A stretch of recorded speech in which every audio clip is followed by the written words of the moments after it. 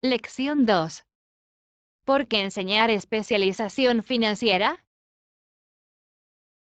En 1990, mi mejor amigo, Mike, se hizo cargo del imperio de su padre y está haciendo un mejor trabajo que él. Nos vemos 1 o 2 veces al año para jugar al golf. Él y su esposa son más ricos de lo que usted pueda imaginarse. El imperio de mi padre rico está en buenas manos y Mike está preparando a su hijo para que tome su lugar como su padre nos preparó a nosotros. En 1994 yo me retiré a la edad de 47 años y mi esposa Kim se retiró a los 37. El retiro no significa dejar de trabajar. Para mi esposa y para mí significa que, a no ser por cambios catastróficos imprevistos, podemos trabajar o no trabajar y nuestra riqueza crece automáticamente, manteniéndose por encima de la inflación. Creo que significa libertad. Los activos son suficientemente grandes para crecer por sí mismos. Es como plantar un árbol. Lo riega usted durante varios años y un día ya no lo requiere más. Sus raíces han penetrado a una profundidad suficiente. A partir de entonces el árbol proporciona sombra para su disfrute. Mike escogió dirigir el imperio y yo escogí retirarme. Siempre que hablo con grupos de personas, a menudo me preguntan qué recomiendo o qué pueden hacer. ¿Cómo comienzan? ¿Existe algún buen libro que yo pueda recomendar? ¿Qué deben hacer para preparar a sus hijos? ¿Cuál es el secreto del éxito?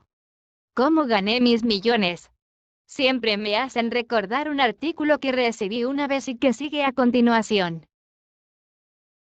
El hombre de negocios más rico. En 1923, un grupo de nuestros líderes más grandes y hombres de negocios más ricos sostuvieron una reunión en el Hotel Edgewater Beach, en Chicago. Entre ellos estaba Charles Schwab, director de la compañía acerera independiente más grande del país, Samuel Insull, presidente de la compañía de servicios urbanos más grande del mundo, Howard Dobson, director de la compañía gasera más grande, y Barclay O'Hare, presidente de International Match Co., una de las compañías más importantes de la época, Leon Fraser, presidente del Bank of International Settlements, Richard Whitney, presidente de la Bolsa de Valores de Nueva York, Arthur Cotton y Jesse Livermore, dos de los especuladores bursátiles más importantes. Y Albert Fall, un miembro del gabinete del presidente Harding. 25 años después, 9 de ellos, los listados anteriormente, acabaron como sigue. Schwab murió sin tener un centavo después de haber vivido durante 5 años de dinero prestado. Insull murió quebrado, viviendo en el extranjero. Kreuger y Cotton también murieron en bancarrota. Dobson se volvió loco. Whitney y Albert Fall acababan de salir de prisión. Fraser y Livermore se suicidaron. Dudo que alguien pueda decir qué ocurrió realmente a estos hombres. Si consideras la fecha, 1923 fue antes de que se derrumbara el mercado en 1929 y de que comenzara la Gran Depresión, lo que supongo que tuvo un gran impacto en esos hombres y sus vidas. Lo importante es esto, actualmente vivimos en tiempos de cambios más grandes y rápidos de los que esos hombres experimentaron. Sospecho que habrá muchos periodos a la alza y a la baja en los próximos 25 años que serán similares a los altibajos que estos hombres enfrentaron. Me preocupa que demasiadas personas se enfoquen demasiado en el dinero y no en su riqueza más importante, que es su educación. Si las personas están preparadas para ser flexibles, mantienen la mente abierta y aprenden, se enriquecerán más y más con los cambios. Si piensan que el dinero resolverá sus problemas, temo que esas personas tendrán problemas en el futuro. La inteligencia resuelve los problemas y produce dinero. El dinero sin inteligencia financiera se pierde rápidamente. La mayoría de las personas no se dan cuenta de que lo importante en la vida no es cuánto dinero ganas, sino cuánto dinero conservas. Todos hemos escuchado historias sobre personas pobres que se ganan la lotería, se vuelven ricos de repente y luego vuelven a ser pobres. Esas personas ganan millones y pronto vuelven al punto donde empezaron.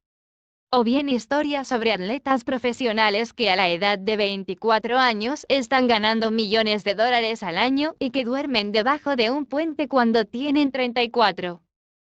Esta mañana en el diario, mientras escribo esto, se publica la historia de un joven jugador de baloncesto que hace un año tenía millones. Hoy en día señala que sus amigos, su abogado y su contador se quedaron con el dinero y ahora trabaja lavando automóviles a cambio del salario mínimo. Él tiene solo 29 años de edad. Fue despedido del servicio de lavado de autos porque se rehusó a quitarse el anillo de campeonato mientras limpiaba los automóviles, de manera que la historia se publicó en el diario. Él apela a su despido, alega que se trata de una injusticia y de discriminación, y que el anillo es todo lo que le queda. Señala que si se lo quitan se derrumbará. En 1997 supe de muchas personas que se convirtieron en millonarios de manera instantánea. Se trata de los alegres años 20 otra vez. Y aunque me da gusto que las personas se enriquezcan cada vez más, debo advertirles que a largo plazo no importa cuánto gane usted, sino cuánto conserve y durante cuántas generaciones. De manera que cuando la gente pregunta, ¿dónde comienzo?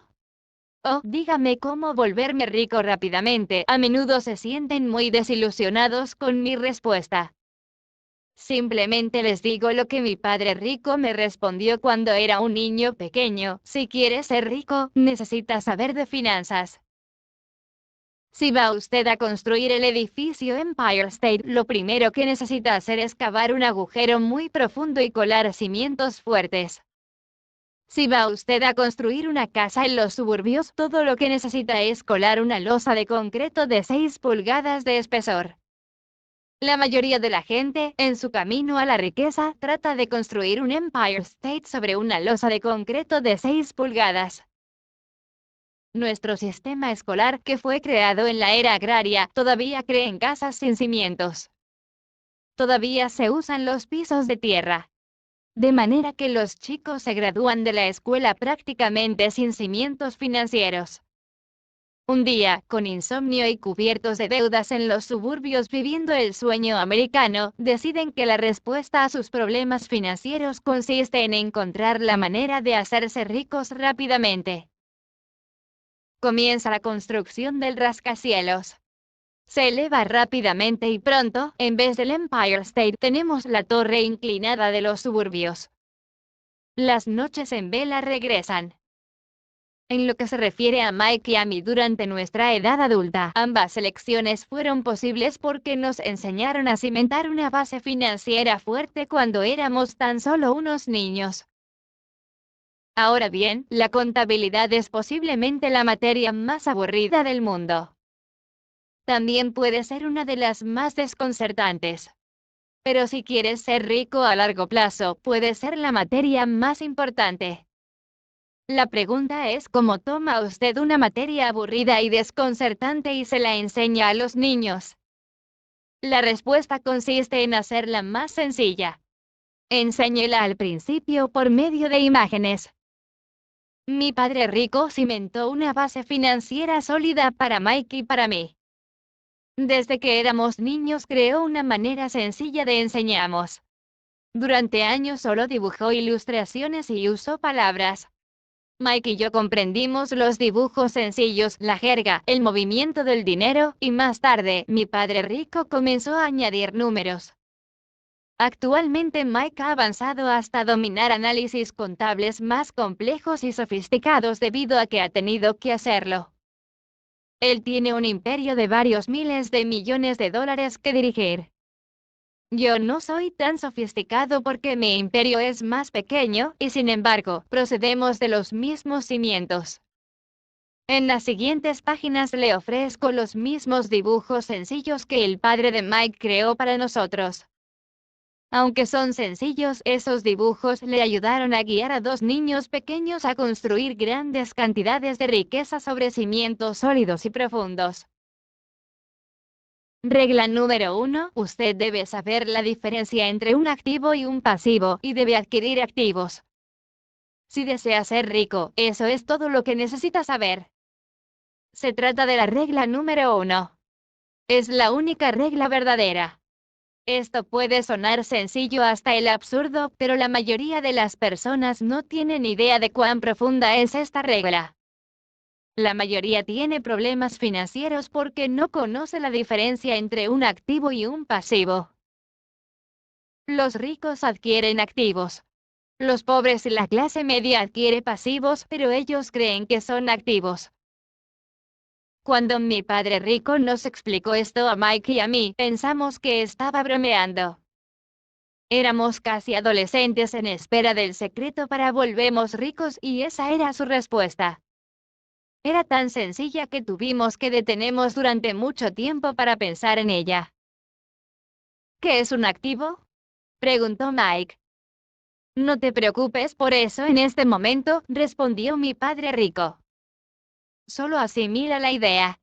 Si puedes comprender la sencillez, tu vida tendrá un plan y será sencilla desde el punto de vista financiero. Es sencilla, y por eso la idea es pasada por alto. ¿Quieres decir que todo lo que necesitamos saber es que es un activo, adquirirlo y nos volveremos ricos?, pregunté.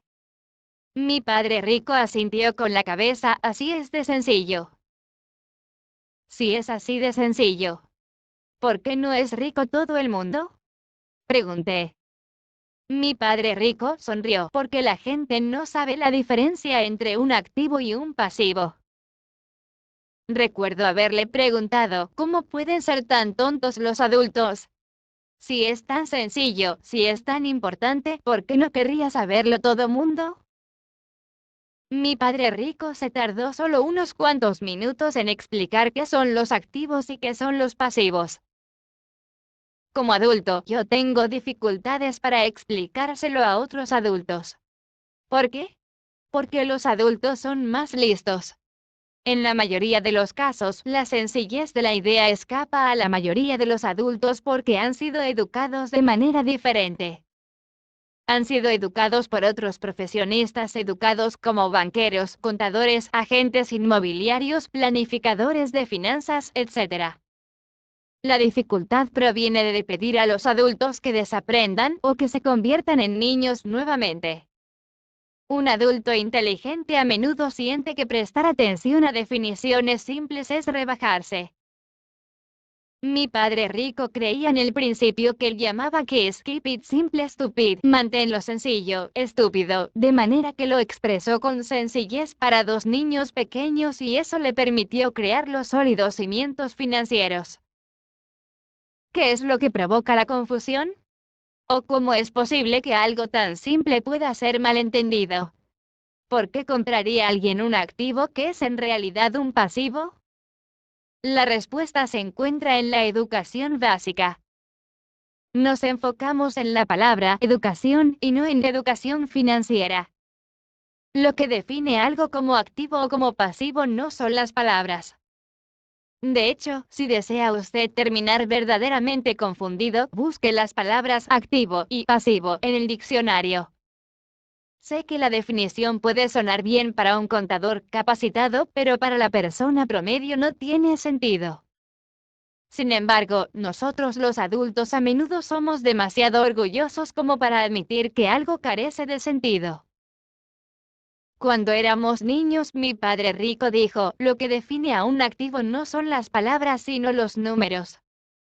Si no puedes leer los números, no puedes distinguir un pasivo de un agujero en el suelo. En contabilidad, solía decir mi padre rico, lo que importa no son los números, sino lo que los números te dicen.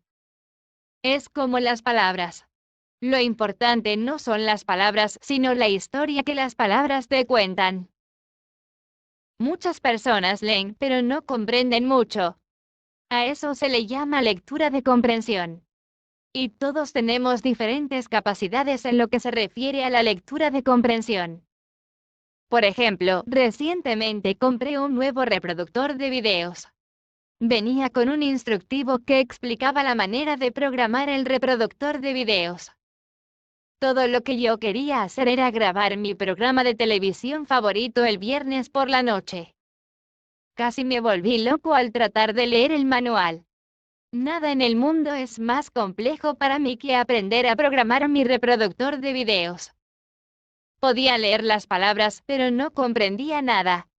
Yo obtendría un 10 en reconocimiento de las palabras, pero un 5 en comprensión. Y de la misma forma ocurre con los estados financieros para la mayoría de la gente. Si deseas volverte rico, debes leer y comprender los números. Si escuché eso una vez, lo escuché miles de veces en labios de mi padre rico y también escuché, el rico adquiere activos y los pobres y la clase media adquieren pasivos. He aquí cómo distinguir la diferencia entre un activo y un pasivo. Muchos contadores y profesionales de finanzas no están de acuerdo con las definiciones, pero estos dibujos sencillos fueron el principio de los sólidos cimientos financieros para dos niños pequeños. Para enseñar a los niños, mi padre rico trató de mantener las cosas sencillas, utilizando tantas ilustraciones como le fue posible, tan pocas palabras como pudo, y ningún número durante años. El cuadro superior es una declaración de ingreso, también llamado estado de pérdidas y ganancias. Mide los ingresos y los gastos, el dinero que entra y el dinero que sale. El diagrama inferior es la hoja de balance. Se le llama así porque se supone que debe equilibrar los activos contra los pasivos. Muchos novatos en las finanzas no conocen la relación entre la declaración de ingreso y la hoja de balance. Es vital comprender esa relación. La causa principal por la que las personas tienen problemas financieros consiste sencillamente en que no conocen la diferencia entre un activo y un pasivo. La causa de la confusión se encuentra en la definición de ambas palabras. Si deseas obtener una lección en lo que se refiere a la confusión, simplemente busca las palabras activo y pasivo en el diccionario. Ahora bien, eso puede tener sentido para los contadores capacitados, pero para la persona común es como si estuviera escrito en chino mandarín. Puede usted leer las palabras en la definición, pero la comprensión es difícil. Como dije anteriormente, mi padre rico simplemente les dijo a los dos niños que los activos ponen dinero en tu bolsillo. Fácil, sencillo y utilizable. Ahora que los activos y pasivos han sido definidos mediante ilustraciones, puede ser más sencillo comprender las definiciones formuladas mediante palabras. Un activo es algo que pone dinero en mi bolsillo. Un pasivo es algo que extrae dinero de mi bolsillo. Esto es en realidad todo lo que necesita usted saber. Si desea ser rico, simplemente pase su vida construyendo activos. Si desea ser pobre o miembro de la clase media, pase su vida construyendo pasivos. No saber la diferencia es lo que ocasiona los problemas financieros en el mundo real. La falta de educación, tanto en lo que se refiere a palabras como a números, es el cimiento de los problemas financieros. Si las personas tienen dificultades financieras, existe algo que no pueden leer, ya sea en números o palabras. Algo no han comprendido. Los ricos son ricos porque están mejor educados en diferentes áreas que las personas que tienen problemas financieros. De manera que si usted desea ser rico y conservar su riqueza, es importante contar con una educación financiera, tanto en palabras como en números. Las flechas en los diagramas representan el flujo de efectivo. Los números por sí mismos en realidad significan poco. De la misma forma en que las palabras aisladas significan poco. Es la historia lo que cuenta. En el ámbito de los informes financieros, la lectura de los números es similar a la trama de la historia. La historia cuenta dónde se genera el efectivo. En 80% de las familias, la historia financiera es una historia de trabajo duro para salir adelante. No porque no ganen dinero, sino porque pasan sus vidas construyendo pasivos en vez de activos.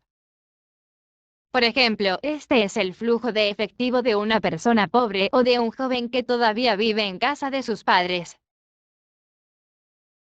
Este es el patrón de flujo de efectivo de una persona perteneciente a la clase media. Este es el patrón de flujo de efectivo de una persona rica. Obviamente, todos estos diagramas han sido simplificados al extremo. Todos tenemos gastos vitales, la necesidad de alimentos, vivienda y vestido. Los diagramas muestran el flujo de efectivo a lo largo de la vida de personas pobres, de clase media y ricas. Es el flujo de efectivo lo que cuenta la historia. Es la historia de cómo una persona maneja su dinero, qué hace después de que tiene el dinero en la mano. La razón por la que comencé con la historia de los hombres más ricos de Estados Unidos es para ilustrar la falla en la manera de pensar de mucha gente. El error es que el dinero resuelve todos los problemas. Esa es la razón por la que me siento incómodo cuando escucho que la gente me pregunta cómo volverse rica rápidamente. O dónde deben comenzar. A menudo escucho la frase, estoy endeudado, así que necesito ganar más dinero. Sin embargo, más dinero a menudo no resolverá el problema, de hecho, puede en realidad hacerlo más grave. El dinero hace evidentes nuestras fallas humanas. El dinero arroja luz en aquello que no conocemos. Esa es la razón por la que, a menudo, una persona que recibe repentinamente una gran cantidad de dinero, digamos por una herencia, un aumento de sueldo, porque gana la lotería, pronto vuelve al mismo desorden financiero, si no es que a un desorden todavía peor al que tenía antes de recibir el dinero. El dinero solo acentúa el patrón de flujo de efectivo que está en su mente. Si su patrón consiste en gastar todo lo que gana, lo más probable es que el incremento en efectivo tendrá como resultado un incremento en el gasto. Por eso el dicho, un tonto con dinero es una gran fiesta. He señalado muchas veces que asistimos a la escuela para obtener habilidades académicas y profesionales, y que ambas son importantes. Aprendemos a ganar dinero con nuestras habilidades profesionales. En los años 60, cuando yo estaba en la preparatoria, si alguien tenía buenos resultados académicos, la gente consideraba casi inmediatamente que ese estudiante brillante sería un médico. Casi nadie le preguntaba al chico si quería ser médico. Se daba por sentado. Era la profesión que ofrecía las recompensas financieras más grandes. Hoy en día los médicos enfrentan desafíos financieros que yo no le desearía a mi peor enemigo. Las compañías de seguros están asumiendo el control del negocio, los servicios de salud están siendo administrados, el gobierno interviene, se presentan demandas por negligencia médica, para nombrar algunos retos. Actualmente los chicos quieren ser jugadores de baloncesto, golfistas como Tiger Woods, genios de la computación, estrellas de cine, estrellas de rock, reinas de belleza o corredores de Wall Street, simplemente porque es allí donde hay fama, dinero y prestigio. Esa es la razón por la que es tan difícil motivar a los chicos en la escuela actualmente. Ellos saben que el éxito profesional ya no se vincula únicamente al éxito académico, como alguna vez sucedió. Debido a que los estudiantes dejan la escuela sin contar con las habilidades financieras, millones de personas educadas practican su profesión exitosamente, pero más tarde se encuentran en problemas financieros. Esas personas trabajan muy duro, pero no salen adelante. Lo que hace falta en su educación no es cómo hacer dinero, sino cómo gastarlo, es decir, qué hacer después de ganarlo.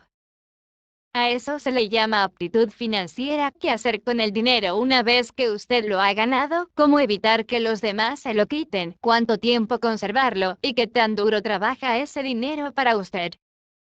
La mayoría de las personas no pueden decirle por qué tienen problemas financieros porque no comprenden el flujo de efectivo.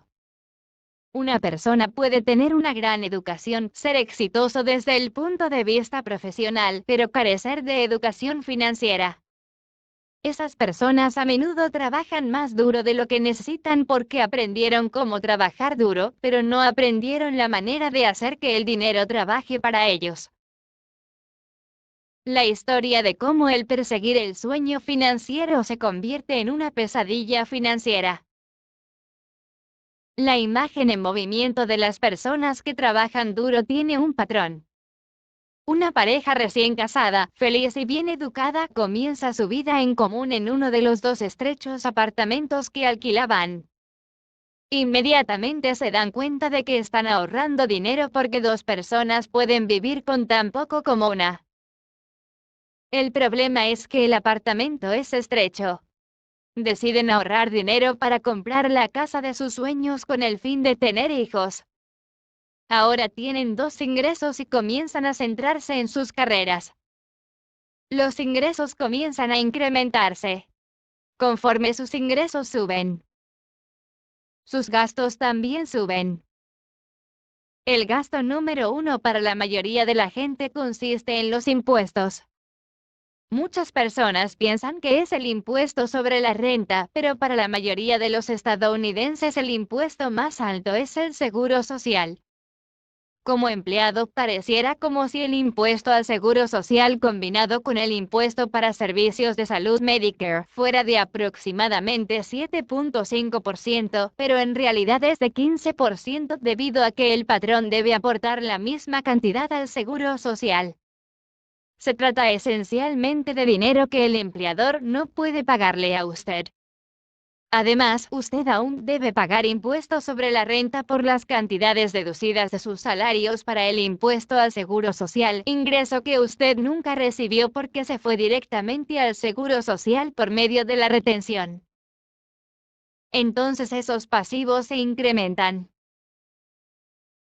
Esto queda demostrado de mejor manera si volvemos a la pareja joven. Como resultado del incremento de sus ingresos, deciden salir y comprar la casa de sus sueños. Una vez en su casa, tienen un nuevo impuesto denominado impuesto a la propiedad o impuesto predial. A continuación adquieren un nuevo automóvil, nuevos muebles y nuevos aparatos para acondicionar a su nueva casa.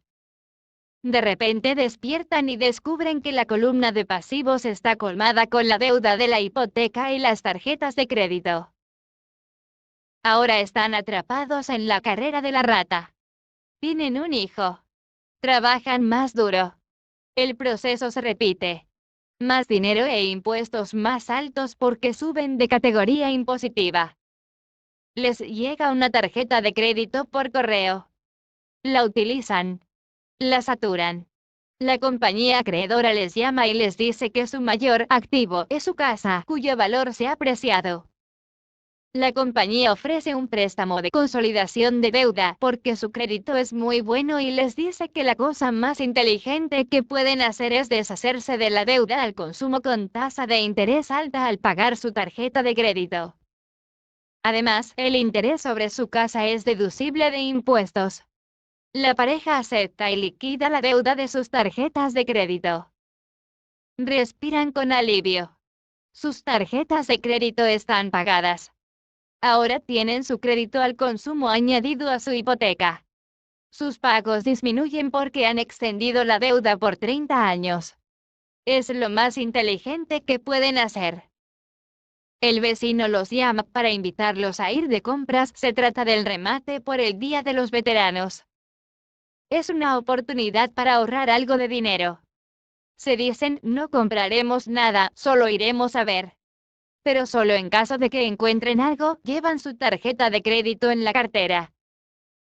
Yo me encuentro con parejas jóvenes como esta todo el tiempo. Sus nombres cambian, pero su dilema financiero es el mismo. Asisten a una de mis pláticas para escuchar lo que tengo que decir. Me preguntan, ¿puede usted decirnos cómo ganar más dinero? Sus hábitos de gasto les han llevado a buscar mayores ingresos. Ni siquiera saben que el problema realmente consiste en la manera que eligen para gastar el dinero que tienen y esa es la verdadera causa de sus problemas financieros. Son causados por su falta de educación financiera y por no comprender la diferencia entre un activo y un pasivo.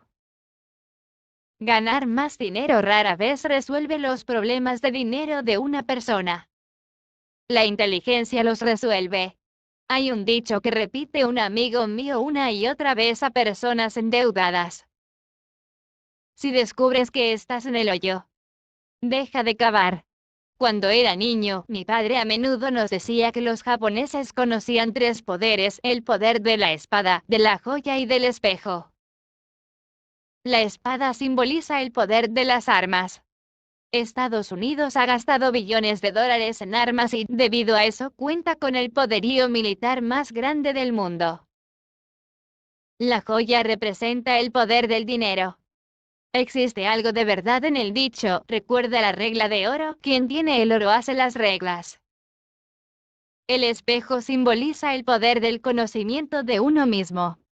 Ese conocimiento de uno mismo, de acuerdo con la leyenda japonesa, es el más valioso de los tres. Los pobres y la clase media a menudo permiten que el poder del dinero los controle.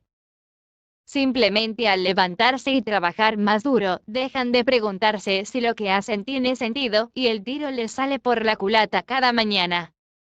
Al no comprender cabalmente el dinero, la gran mayoría de la gente permite que el impresionante poder del dinero los controle. El poder del dinero es utilizado en su contra. Si usaran el poder del espejo, se habrían preguntado a sí mismos: ¿tiene esto sentido? A menudo, en vez de confiar en su sabiduría interna, ese genio en su interior, la mayoría de las personas sigue a la multitud. Hacen las cosas porque los demás las hacen. Se conforman en vez de cuestionar. A menudo repiten sin pensar lo que les han dicho: ideas como diversificar, o tu casa es un activo, o tu hogar es tu inversión más importante, obtienes un respiro fiscal si incurres en más deuda, obtén un empleo seguro, no cometas errores, no corras riesgos. Se dice que el miedo a hablar en público es más grande que el miedo de mucha gente a morir. De acuerdo con los psiquiatras, el miedo a hablar en público es causado por el miedo al ostracismo, el miedo a destacar, el miedo a la crítica, el miedo al ridículo, el miedo a ser expulsado. El miedo a ser diferente impide que muchas personas busquen nuevas formas de resolver sus problemas. Esa es la razón por la que mi padre decía que los japoneses valoraban el poder del espejo como el más importante, porque es solo cuando los humanos se miran en el espejo que encuentran la verdad, y la principal razón por la que la mayoría de la gente juega a lo seguro es por miedo. Eso se aplica a todo: puede ser deporte, relaciones, carrera, dinero.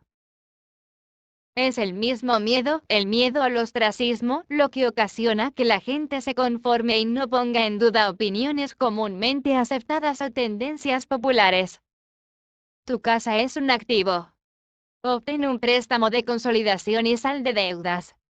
Trabaja más duro. Es una promoción.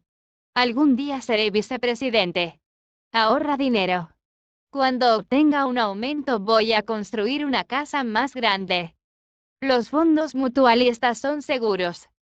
Las muñecas de Tickle Me Elmo están agotadas, pero tengo una en el almacén que otro cliente no ha venido a recoger todavía. Muchos problemas financieros importantes son causados por seguir a la multitud y tratar de mantener el paso de los demás. Ocasionalmente todos necesitamos miramos en el espejo y ser sinceros con nuestra sabiduría interior, en vez de obedecer a nuestros miedos. Para la época en que Mike y yo teníamos 16 años de edad, comenzamos a tener problemas en la escuela. No éramos malos muchachos. Simplemente comenzamos a separarnos de la multitud. Trabajábamos para el padre de Mike después de clases y los fines de semana. Mike y yo a menudo pasábamos horas después del trabajo, sentados a la mesa con su padre mientras sostenía reuniones con banqueros, abogados, contadores, corredores de bolsa, inversionistas, gerentes y empleados. Se trataba de un hombre que había abandonado la escuela a los 13 años y que ahora dirigía, instruía, ordenaba y hacía preguntas a personas educadas. Ellos acudían a su llamado y se sentían incómodos cuando él no los aprobaba. Él era un hombre que no había seguido a la multitud. Era un hombre que modeló su propia forma de pensar y que detestaba las palabras "tenemos que hacerlo de esta manera porque es la forma en que todos los demás lo hacen". También odiaba las palabras "no puedo". Si querías que hiciera algo, simplemente tenías que decir "no creo que puedas hacerlo". Mike y yo aprendimos más cuando asistimos a esas reuniones de lo que aprendimos en todos nuestros años de escuela, incluyendo la universidad. El padre de Mike no había recibido educación escolar, pero tenía educación financiera y como resultado de ello era un hombre exitoso.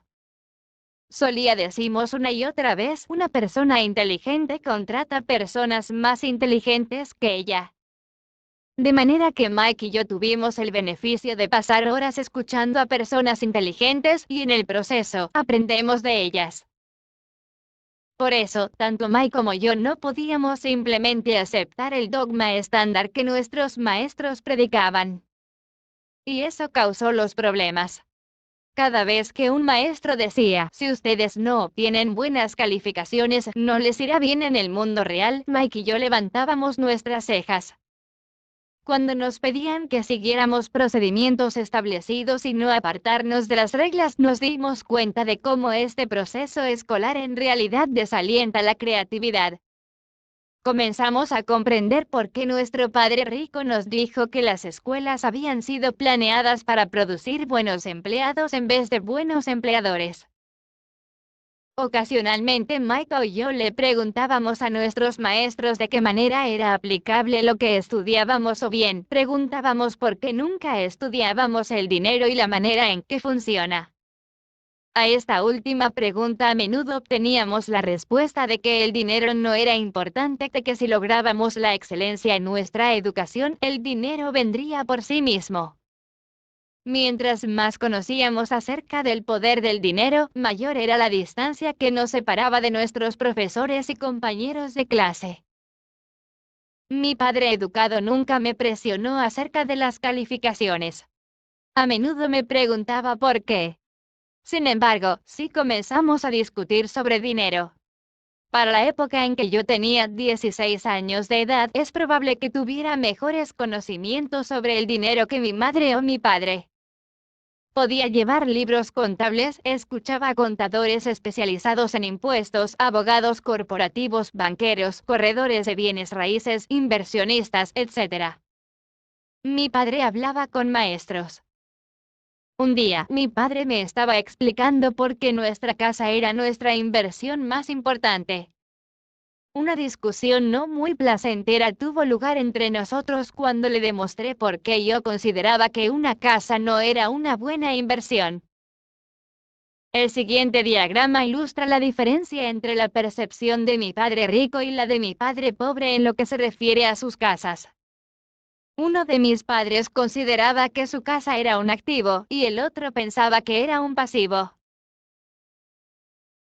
Recuerdo cuando dibujé el siguiente diagrama para mi padre, mostrándole la dirección del flujo de efectivo. También le mostré los gastos accesorios que trae aparejada la propiedad de una vivienda. Una casa más grande implicaba gastos más grandes y el flujo de efectivo continuaba saliendo por la columna de gastos.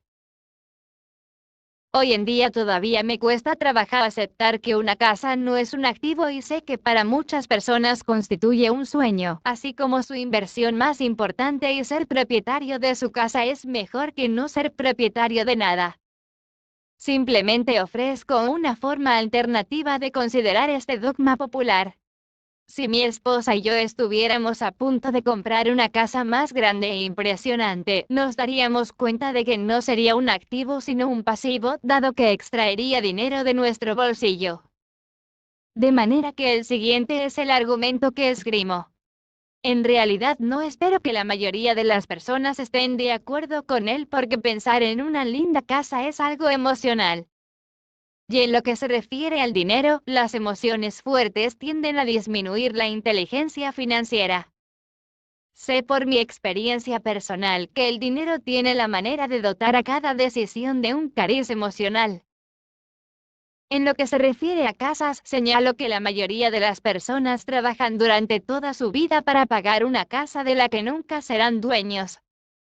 En otras palabras, la mayoría de las personas compra una casa nueva cada cierto número de años y en cada ocasión contratan un nuevo préstamo a 30 años para pagar la anterior.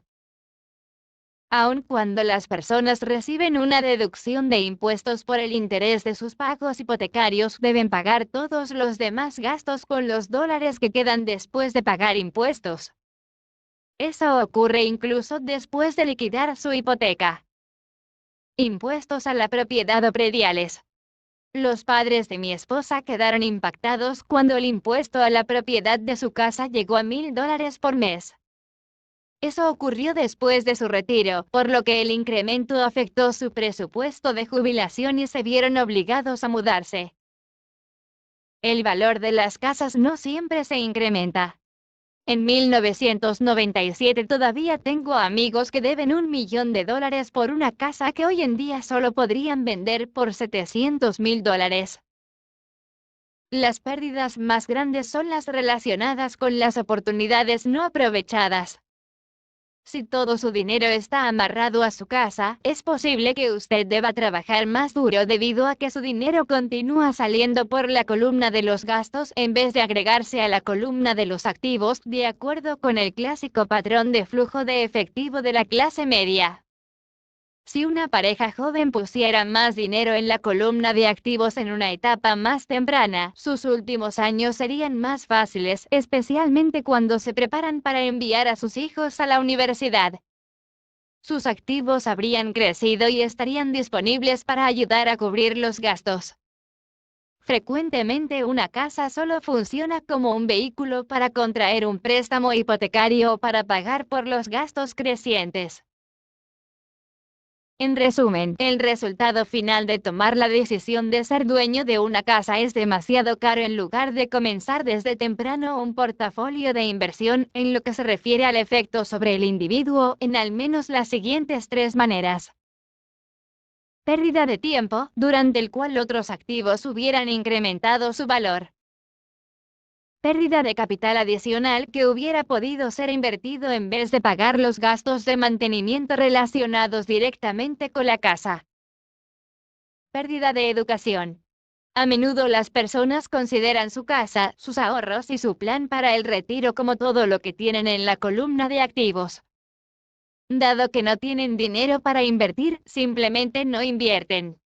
Esto tiene un costo en lo referente a su experiencia de inversión. La mayoría nunca se convierte en lo que en el mundo de las inversiones se conoce como un inversionista sofisticado, y generalmente, las mejores inversiones se venden primero a los inversionistas sofisticados, quienes a continuación dan la vuelta y las venden a las personas que están jugando a lo seguro. No estoy diciendo que usted no debe adquirir una casa. Lo que digo es que es preciso comprender la diferencia entre un activo y un pasivo. Cuando deseo tener una casa más grande, debo primero comprar los activos que generarán el flujo de efectivo para pagar por la casa. La declaración financiera personal de mi padre educado muestra de mejor manera la vida de una persona que está inmersa en la carrera de la rata. Sus gastos parecen siempre mantener el paso de sus ingresos y nunca le permiten invertir en activos. Como resultado, sus pasivos, como su hipoteca y sus deudas por tarjeta de crédito, son más grandes que sus activos. La siguiente ilustración vale 1000 palabras. Por su parte, la declaración financiera personal de mi padre rico refleja los resultados de una vida dedicada a invertir y reducir los pasivos. Una revisión de la declaración financiera personal de mi padre rico muestra por qué los ricos se vuelven más ricos. La columna de activos genera más ingreso del necesario para cubrir los gastos y el sobrante es reinvertido en la columna de activos. La columna de activos continúa creciendo y por lo tanto, el ingreso que produce crece con él. El resultado, el rico se vuelve más rico. La clase media se encuentra en un estado constante de dificultades financieras. Su ingreso primario es por medio de salarios y conforme se incrementan los salarios, también lo hacen los impuestos. Sus gastos tienden a incrementarse al mismo ritmo que el incremento de sus salarios, de allí la frase, la carrera de la rata. Los miembros de la clase media manejan su hogar como su principal activo, en vez de invertir en activos que produzcan ingreso. El patrón de considerar su casa como una inversión y la filosofía de que un incremento de sueldo significa que usted puede comprar una casa más grande o gastar más dinero es la base de la sociedad actual, sumida en deudas. Este proceso de gasto cada vez mayor empuja a las familias a contraer deudas más grandes y a padecer mayor incertidumbre financiera, a pesar de que puedan estar progresando en sus empleos y recibiendo incrementos de sueldo de manera regular. Es una vida de alto riesgo causada por una mala educación financiera. La pérdida masiva de empleos de los años 90, la reducción en el tamaño de las empresas ha traído a la luz cuán tambaleante es la clase media desde el punto de vista financiero.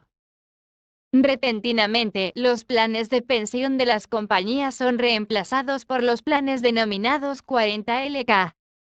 La seguridad social está evidentemente en problemas y no puede ser considerada como una fuente para el retiro. El pánico se ha apoderado de la clase media.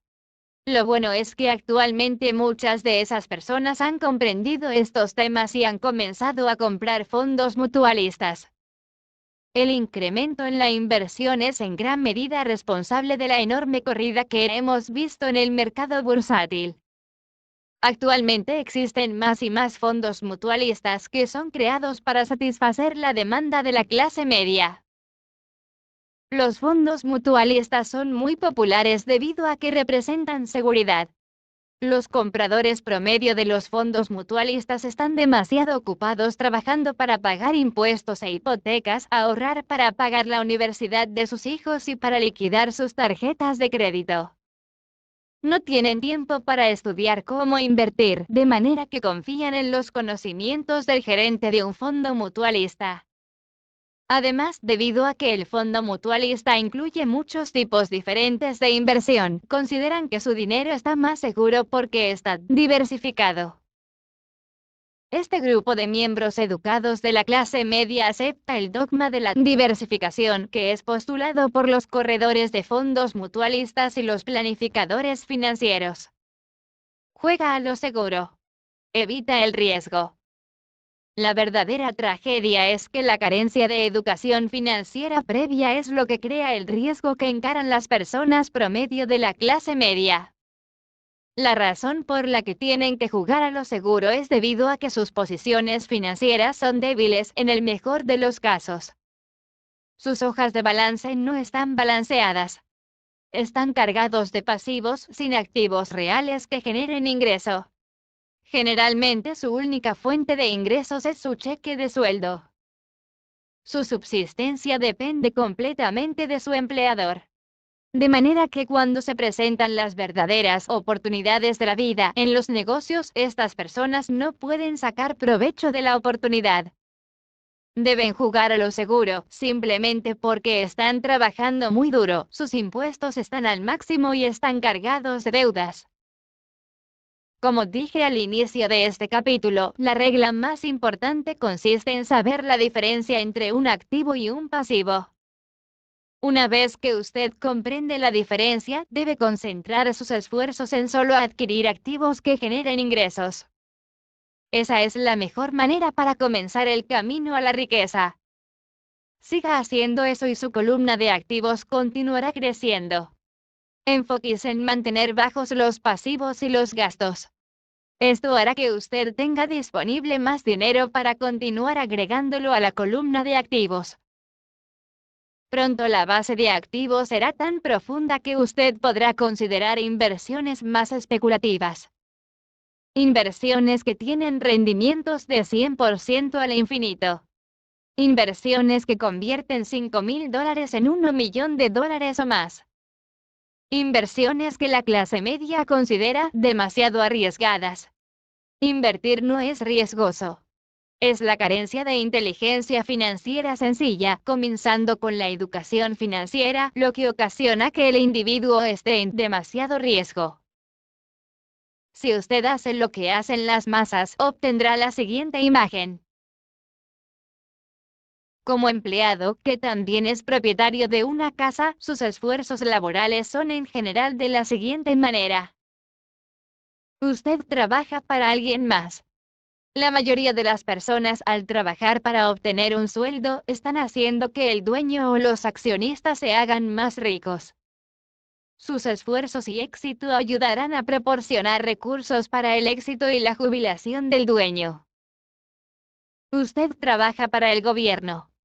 El gobierno retiene parte de su sueldo antes de que usted pueda incluso verlo. Al trabajar más duro, simplemente incrementa la cantidad de impuestos que toma el gobierno. La mayoría de la gente trabaja entre enero y mayo para el gobierno.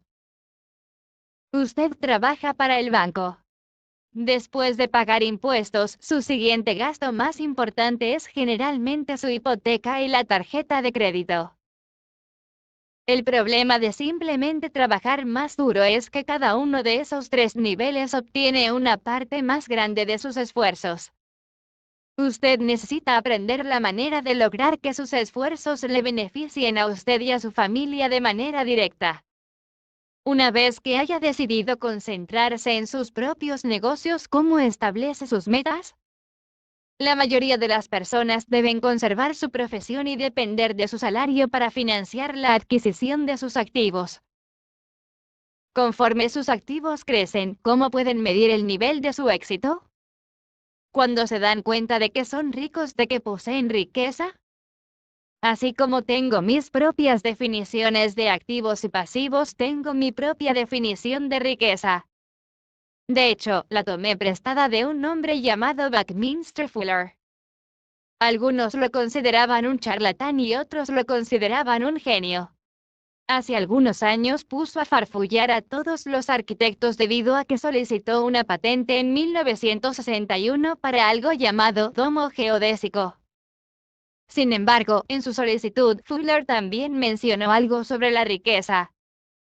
Era muy confuso al principio, pero después de leerla algunas veces comenzó a tener sentido. La riqueza es la capacidad de una persona para sobrevivir cierto número de días en el futuro. O bien, si dejo de trabajar el día de hoy, ¿cuántos días sobreviviré? A diferencia del valor neto, la diferencia entre sus activos y pasivos, que frecuentemente incluye la basura cara de una persona y las opiniones de lo que valen las cosas, esta definición crea la posibilidad de desarrollar un método verdaderamente preciso de medición. Yo puedo ahora medir y saber en realidad dónde estoy en lo que se refiere a mi meta de lograr la independencia financiera. A pesar de que el valor neto incluye esos activos que no producen efectivo, como las cosas que usted adquirió y que ha guardado en su cochera, la riqueza mide cuánto dinero está produciendo su dinero y, por lo tanto, su capacidad de sobrevivir financieramente. La riqueza es la medida del flujo de efectivo en la columna de activos en comparación con la columna de gastos. Utilicemos un ejemplo. Digamos que tengo un flujo de efectivo de mi columna de activos de $1000 al mes. Y tengo gastos mensuales de $2000. ¿Cuál es mi riqueza?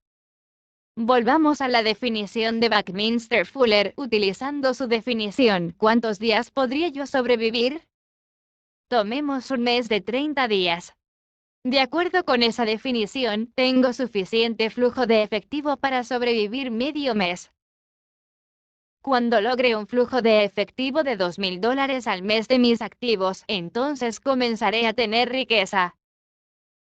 De manera que a pesar de no ser rico, tengo riqueza. Ahora tengo un ingreso generado por mis activos cada mes que cubre completamente mis gastos mensuales.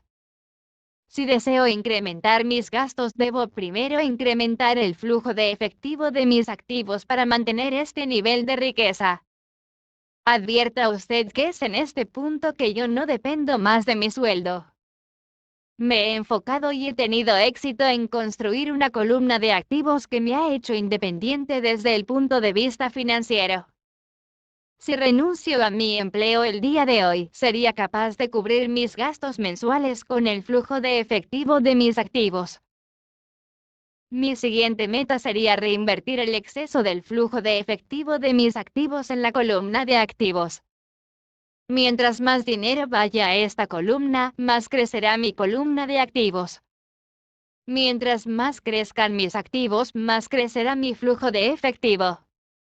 Y Mientras yo mantenga mis gastos por debajo del flujo de efectivo de esos activos, me haré más rico, con más y más ingreso proveniente de otras fuentes distintas a mi trabajo físico.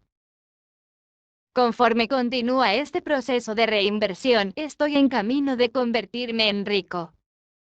La definición verdadera de rico depende de quién la formula. Usted nunca puede ser demasiado rico. Solo recuerde esta observación sencilla: los ricos adquieren activos. Los pobres solo tienen gastos. La clase media construye pasivos que piensa que son activos. Entonces, ¿cómo puedo comenzar a ocuparme de mis propios negocios? ¿Cuál es la respuesta? Escuche usted al fundador de McDonald's.